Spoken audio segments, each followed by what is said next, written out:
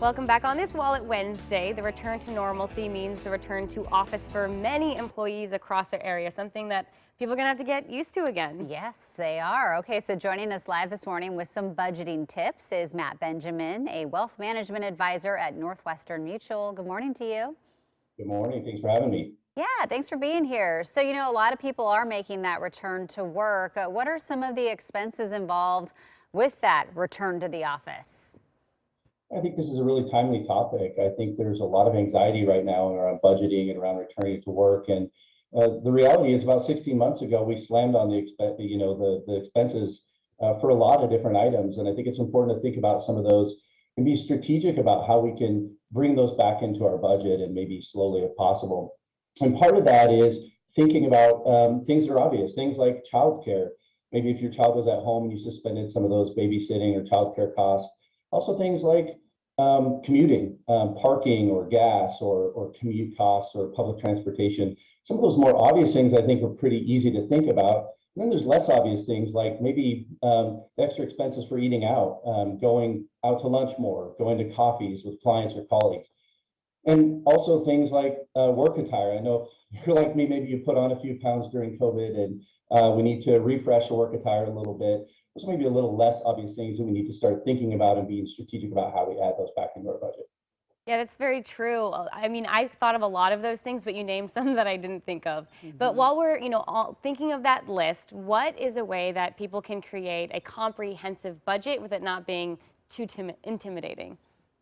Yeah, I looked this morning and there's probably 50 apps online you could scroll through and pick from any one of that can really help with this. And I think those can do a couple things. First, it can help you itemize what some of those expenses look like. But second, it can really help you stay on track. And I think it can give you a way to get some of those comprehensive expenses you might not think about. But the reality is a budget's pretty straightforward. It's money coming in and money going out, and those two things should equal zero. And so we should really start itemizing every single thing: money we're saving, money we're putting towards debt, money we're giving ourselves as a slush fund to spend. And if we do all that, it can give us the freedom to know like what we can and can't spend. And I think that's really the empowering feeling that a budget can create for you. But there's a lot of resources out there. You can work with your financial advisor, you can work with any of these mobile apps, and they'll help you really create a comprehensive budget. The thing that I see that's probably missed the most in budgets is the off-cycle things, not the monthly expenses, but things like semi-annual payments for insurance or for taxes or things like that. And so I think remembering all those different pieces and using some sort of software, some sort of advisor to help you is really, really critical. Yeah, I'm sure it'll be easy for some people to maybe, go over their budget when they return to work that first month. Maybe they're going out to Starbucks every day with their coworkers, so excited to be together again. How can you get back on track? I mean, do you have to then just slash your next month's budget, or what do you do? Rice and beans? Yeah, rice and beans every day.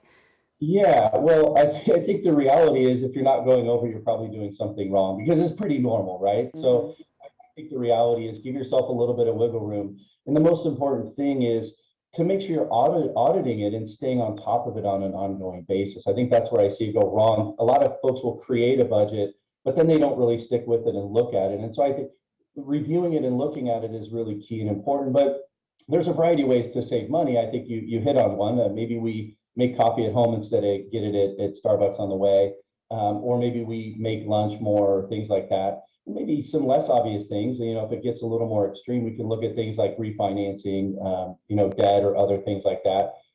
But I think one of the key things too that people forget about is remember we're kind of all in this together. And so I know I've worked with my team. We've talked a lot about return to work and some of the things that are bigger ticket items.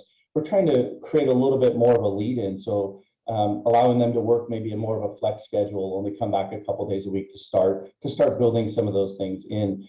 But if you go over, I think the key is just really look at, okay, what are the extra slush fund things that we're spending money on and how do we reduce those the next month to get back on track? All right. Well, good tips, Matt. Thanks. And of course, have a good day. And we know you'll be staying on budget. You're right. Yeah. Thank you. Yeah, right. Okay, thanks. All right. Well, if you need more financial advice as a business owner or an employee, we'll have a link to Northwestern Mutual on KOIN.com. All right. Speaking of changes in the workspace,